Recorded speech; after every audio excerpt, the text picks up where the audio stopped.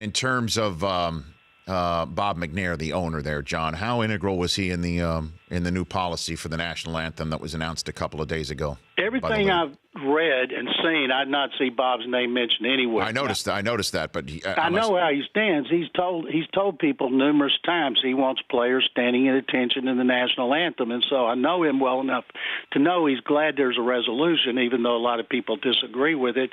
I know all the owners are glad there's a resolution. They had to have known there's going to be unmitigated criticism. I haven't seen anybody praising it, and but I know he's happy to just have a rule now, and I'm guessing most teams are not going to say they don't have to till preseason about what they're going to do, but if they're smart, they'll do what Christopher Johnson said and not find their own players. That'd be really bad if you did and other teams didn't, and you're trying to sign free agents.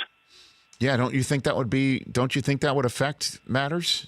I sure do. I mean, you know how they look at things like state income taxes. Well, if an agent's got a player and he said that owner fined 5 players last year, he wants you. This owner didn't find any, and he wants you, and the money's about the same. Player's going to say, send me to the team that the owner didn't do that. So you don't think the owners would take a mulligan on this, knowing what has happened now? That there were just literally, 7 players who were kneeling or doing some form of a demonstration. Yeah, a handful. By the end of the season last year. This is now on the front pages and at top story and news items. Doug Baldwin calling the president an idiot.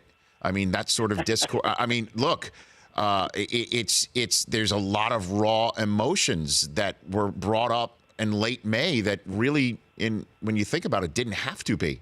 Do you think there would be a mulligan? I think they are. The rule is preposterous. I can't believe when you have all these smart people that make billions of dollars wouldn't understand the possible fallout. But the compromise was not with the players, of course. The compromise was with the owners, from the hardliners to the ones who were more tolerant. And I think that's what they did, and it's gotten criticism. And you imagine as soon as the national anthem's over, Rich, all the photographers and videographers and TV people are going to be pointed at the area that comes out of the dressing room to see who stayed in. What if your home team and your team's inside and all the visitors are out there? This is going to be controversial all season long as one player protests. Everybody would like to have it like the Titans. Rashad Matthews grew up in a military family, Marine family.